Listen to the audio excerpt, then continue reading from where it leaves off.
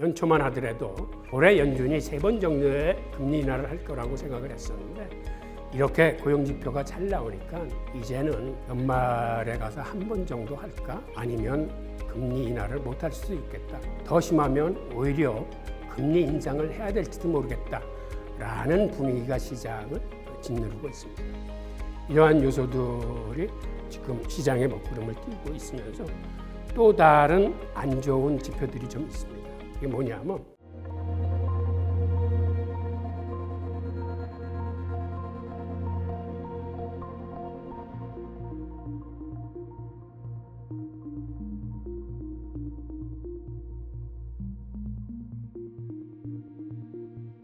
안녕하세요. 홍익입니다. 요새는 장이 안 좋아서 많이들 힘드시죠? 오늘 제목은 비트코인 조정 끝나면 불장 온다 라는 제목으로 말씀드리겠습니다. 저희들이 이렇게 힘든 장일수록 우리가 왜 비트코인에 투자해야 되는지, 비트코인의 탄생 목적과 비트코인이 갖고 있는 철학에 대해서 먼저 한번 간단히 살펴보겠습니다. 우선 여러분들이 알다시피 비트코인이 출발한 시기는 사실은 1980년대 초 데이비드 차움으로부터 시작했습니다. 우리가 1960년대, 70년대를 넘기면서 당시에는 냉전 시대였어요. 그러다 보니까 미국이 주도하는 서방 세계에서는 공산주의라거나 사회주의 국가가 나타나면 그때는 공산화를 막기 위해서 어떻게 해서든지 미국 CIA나 군부가 개입을 해가지고 그 나라의 공산 정권을 실각시키는 그런 정책을 폈던 때입니다. 당시에 칠레의 아엔데 대통령이 그런 사회주의 성격을 가지고 등장을 했는데, 그러다 보니까 미국의 도청이나 감청을 통해서, 그리고 CIA가 주도한 쿠데타군에 의해서 교전을 하다가 자살하는 사건이 일어납니다. 여기에 충격을 받은 데이비드 차움은 그때 어떤 생각을 하냐면, 개인의 프라이버시가 보호되기 위해서는 우선 개인 간에 오고 가는 편지의 검열을 막아야 되겠다. 두 번째는 개인이 거래하는 계좌가 추적되지 않도록 해야 되겠다라는 생각을 하면서 주변의 암호학자들을 모아가지고 암호학 동아리를 만듭니다. 그리고 그게 우리가 알고 있는 암호화폐의 시작입니다. 그리고 빅브라더를 막기 위한 방법이라는 논문을 통해서 사이버펑크 운동을 미국과 유럽에 주도를 하게 됩니다. 사이버펑크 운동이란 당시 유행했던 히피 운동하고 비슷한 그런 운동인데, 개인의 자유를 지키기 위해서 빅브라더로부터 혹은 정부로부터 혹은 정부기관이나 은행으로부터 개인의 프라이버시를 지키기 위해서는 우리가 어떻게 해야 되겠느냐, 그리고 우리가 알고 있는 암호학의 지식과 컴퓨터 공학을 연결시켜가지고 추적 불가능한 암호화폐를 어떻게 만들 것인가, 이런 운동들을 여러 학자들하고 이제 같이 추진하게 됩니다. 비트코인의 탄생의 역사를 보면 첫 번째는 빅브라더로부터 개인의 자유를 지키자는 게 탄생 목적입니다. 두 번째는 여러분들이 알다시피 비트코인은 2009년 글로벌 금융위기 와중에 태어났습니다. 그리고 그 첫 번째 블록인 제네시스 블록에다가 구조조정이나 이 통화교란으로 생긴 여기에 반대하는 목적을 확실히 기록하면서 탄생했습니다. 그 얘기는 다른 모든 화폐들은 정부나 중앙은행에 의해서 무한정 발행됨으로써 인플레이션을 발생시켜서 있는 사람과 없는 사람 간의 빈부의 격차를 늘리는데, 그러한 기존 통화금융 시스템에 반대해서 인플레이션이 없는 화폐를 만들겠다. 그래서 수량 자체를 2100만 개로 제한함으로써 앞으로 무한정 통화 발행이 불가능한 시스템을 가지고 탄생을 했습니다. 즉, 비트코인은 통화 교란으로 인한 금융위기 혹은 인플레이션에 의한 서민들의 그 부의 탈취, 인플레이션이라는 건 눈에 안 보이는 세금이나 마찬가지거든요. 그러니까 서민들이 인플레이션으로 인해서 볼 피해를 막기 위해서 태어난 돈이 비트코인입니다. 세 번째로 한 나라의 통화가 패권적으로 세상을 지배하게 되면 그거는 필요 않고 무역 전쟁을 불러오게 되고, 무역 전쟁은 환율 전쟁으로 치달으면서 결국은 패권 전쟁으로 이어가게 됩니다. 그리고 패권 전쟁의 마지막은 물리적인 전쟁입니다. 그런 의미에서 어떤 한 나라의 통화가 세계를 주도하는 그런 시스템이 아닌 누구나 시민들이 자유롭게 쓸 수 있는 세계화폐라는 개념에서 출발한 게 오늘날 비트코인입니다. 우선 우리가 비트코인의 가격에 일희일비하지 않고 그 가치를 이해한다면, 그리고 거기에 동의한다면 우리는 항상 나름의 평상심을 가지고 이것을 적립식 투자로 가격이 오르건 떨어지건 구애받지 않고 투자해 나갈 수 있는 그런 확신이 있어야 되기에 제가 서두에 이런 말씀을 먼저 드렸습니다.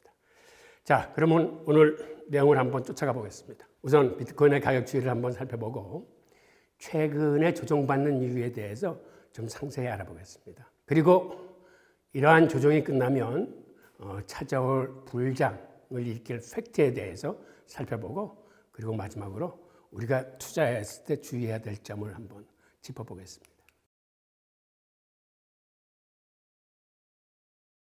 올 초에 급격한 상승을 보였죠. 아시겠지만 이거는 미국에서 비트코인 현물 ETF가 1월 10일 날 승인되고 그 후에 한 보름 정도 횡보를 하다가 그 후에 급격하게 치솟아서 순식간에 올랐습니다. 그러다 보니까 7달 동안 사실은 계속 오르기만 했어요. 물론 가다가 오르다 떨어지다 했지만 월봉상으로 보면 7달이 다 빨간 상승봉이 나옵니다. 그러다 지금 사실은 조정을 받은 지 2달 정도 됩니다. 아시겠지만 모든 자산은 계속 오르기만 하는 자산은 없습니다. 한 7달 정도 이렇게 숨가쁘게 올라왔으면 약간 조정받을 때도 된 거죠. 하지만 항상 조정받을 때는 우리는 힘듭니다. 그러면 지금의 조정이 왜 오는지 그 내용을 아셔야지 이 상황을 여러분들도 이해하시리라 믿습니다. 지금 조정이 깊은 것 같아도 이 조정은 고점 대비 한 20여 % 내외예요. 어저께 가장 많이 떨어졌을 때가 한 22%까지 떨어졌었는데 오늘은 그래도 FOMC가 끝나고 지금 안정세로 들어가고 있습니다. 그 내용을 한번 보겠습니다. 우선 최근에 장을 짓누르는 가장 악재는 중동 전쟁의 확전 우려입니다. 이스라엘과 하마스로부터 시작된 전쟁이 이제는 이란으로까지 확전되고 있습니다. 그러다 보니까 이게 더 확전이 되면 어떤 문제가 생길까라는 우려가 생기는데, 결국 가장 큰 우려는 이란과의 전쟁이 확전되면 우선 이란이 자국 영해인 호르무즈 해협을 봉쇄하게 될 겁니다. 호르무즈 해협이 봉쇄되면 어떤 일이 발생할까요? 호르무즈 해협을 빠져나와서 아시아로 오는 두바이유가 가격이 급등하게 됩니다. 지금은 한 90불 내외에서 움직이는데 해협이 봉쇄되면 한 130불까지 뛸 거라는 게 전문가들의 예상입니다. 그렇게 되면 어떻게 될까요? 인플레이션이 들어닥치면서 다시 고금리로 인상이 되면서 세계 경제에는 잘못하면 박살이 나게 되는 거죠. 그 점을 가장 우려하고 있고, 그 다음에 더 우려되는 사항은 차제의 이스라엘이 이란의 핵시설을 정밀 포격하지 않을까라는 사항을 세계는 우려하고 있는 겁니다. 이스라엘은 자국의 안보를 담보하기 위해서 주변에 있는 아랍 국가들이 핵무기를 갖는 걸 절대 바라지 않고 있습니다. 그래서 무슨 일이 있더라도 이란의 핵무기는 막아야 되겠다는 게 이스라엘의 기본 방침입니다. 그러다 보니까 차제에 이란을 끌어들여서 전쟁을 크게 벌리면서 이란의 핵시설을 정밀 포격할 가능성이 있다라는 게 가장 우려스러운 부분인데, 정말 이란의 핵시설을 포격하게 되면 세계에는 재앙 수준의 전쟁이 발발하게 될 겁니다. 이러한 무거운 분위기가 이 시장에 지금 근저에 깔려 있는 겁니다. 그리고 지금 이러한 상황에서 문제는 미국이 대선을 앞두고 있고 이스라엘의 전쟁 확전을 뜯어말리고 있고 어떻게든지 빨리 전쟁을 종료시키려고 그러는데, 여기서 이스라엘이 미국 말을 잘 안 듣는다는 게 문제입니다. 어디로 튈지 모르는 그러한 그 불확실성의 대상, 우려의 대상이 된 겁니다. 그리고 이스라엘 자체 상황을 좀 들여다봐도 네타냐후가 이스라엘 내에서 지금 그렇게 인기가 없습니다. 이번 선거에서도 간신히 다수당이 되긴 했지만 과반수에 모자르기 때문에 극우 정통파하고 손을 잡고 간신히 연립내각을 구성했습니다. 그리고 지금도 이스라엘 내에서는 반 네타냐후 데모가 연일 일어나고 있습니다. 그러다 보니까 네타냐후로서는 지금 상황에서 쉽게 물러나면 자기의 정치 생명도 끝난다라고 생각하고, 게다가 손을 잡은 정통파는 정말로 원리주의, 교조주의적인 어떤 종파입니다.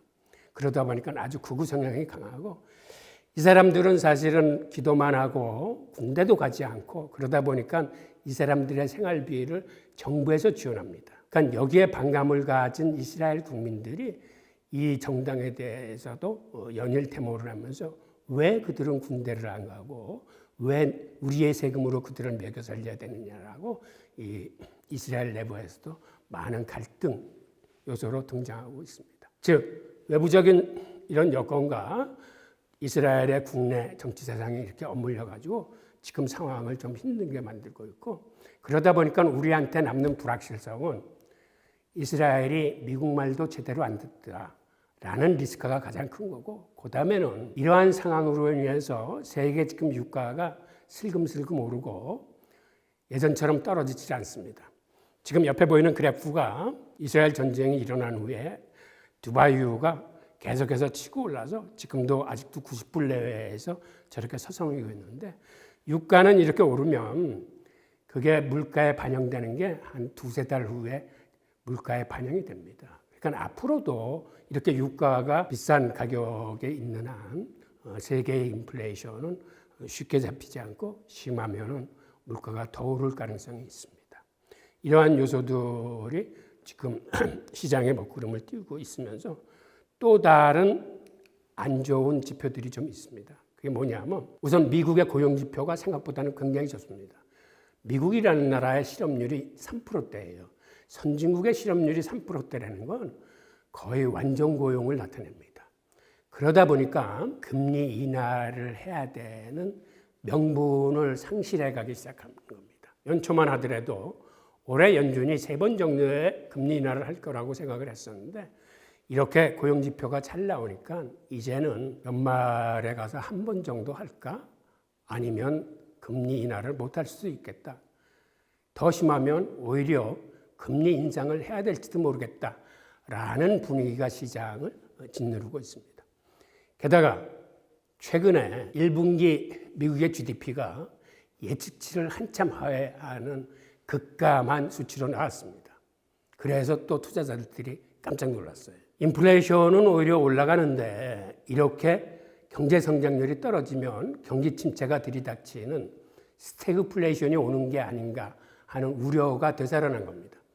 아시다시피 스태그플레이션은 인플레이션이 올라가면서 경기 침체가 같이 오는 것을 의미하는데, 지금의 이 상황을 우리가 스태그플레이션이라고는 하지 않지만 혹시라도 그러한 상황이 올까 봐 시장이 긴장하기 시작한 걸 의미합니다. 다행히 이번에 오늘 새벽에 열린 FOMC 직전에 그 고용지표인 쫄트 보고서가 발표됐는데, 여기서는 예측치를 하회하는 그러한 고용지표가 발표돼서 FOMC는 그래도 좀 좋은 분위기 속에서 회의를 가질 수 있게 됐습니다. 아까 말씀드린 그 인플레이션과 관련해서 연준이 가장 중요하게 여기는 PC, 개인 소비 지출이 지금 그래프에서 보시는 것처럼 석 달 연속 상승세를 보이고 있습니다. 인플레이션이 2% 이하로 잡힌다는 확신이 있어야 금리를 내리는 건데, 이게 지금 거꾸로 석 달 연속 계속 올라가기 때문에 연준도 물론이고 시장에서도 금리 인하는 물 건너가는구나 라는 생각이 들면서 이제 유동성 장세를 기대할 수 없게 되니까 시장이 기가 죽은 그러한 형국입니다. 1분기 GDP는 비록 속보치이긴 하지만 예측치가 2.4%였는데 조금 하회한 게 아니라 자그마치 1.6%로 0.8%나 하회함으로써 너무 예측치하고 크게 수치가 떨어지니까 여기서도 투자자들이 일단 놀랐습니다. 이 밑에 보이는 그래프가 GDP 증가율이 둔화되는 거하고 재정지출 증가율이 둔화되는 거하고 이게 동행성을 갖고 있습니다. 즉 이 얘기는 무슨 얘기냐면 미국 정부가 돈을 많이 푸니까 성장률이 올라가더라. 돈 푸는 걸 좀 줄이니까 성장률이 이렇게 떨어지더라라는 걸 의미합니다. 즉 주식시장이나 부동산 시장이 그동안에 강세를 보였던 건 연준의 통화 정책으로 인해서 연준이 유동성을 많이 풀어서 이렇게 자산 가격이 상승했는데 미국의 성장률조차 이건 미국 정부가 돈을 풀 쪽에는 올라가고 돈 푸는 걸 줄이면 이렇게 떨어지더라. 즉 자산 가격이건 미국의 성장이건 결국은 유동성의 힘에 의해서 움직이더라라는 걸 지금 보여주고 있습니다. 자, 이번에는 시중금리를 한번 보겠습니다. 여러분들도 아다시피 시중금리의 대표금리는 10년물 국채금리입니다. 근데 10년물 국채금리가 지난 연초만 해도 한 3.8% 근처에 있었는데 지금은 지금 4.6%를 넘어서서 그 짧은 시간 내에 급격하게 지금 상승하고 있습니다. 이렇게 시중금리가 올라가면 어떤 일이 발생할까요? 아시다시피 자산 가격이 억누름을 당합니다. 즉 자산 가격이라는 건 아시겠지만 채권, 주식, 부동산, 가상자산 전체를 다 의미하는 겁니다.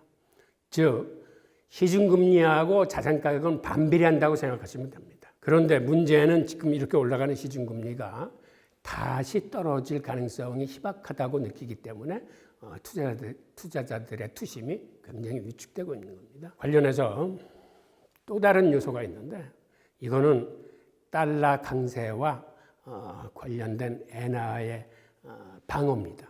무슨 얘기냐면 한 나라의 통화의 가치를 나타내는 게 금리입니다. 미국 금리가 강하면 그게 기준금리건 시중금리건 그 나라 통화의 가치를 상승시킵니다. 그러다 보니까 달러가 굉장히 강세로 올라가 있어요.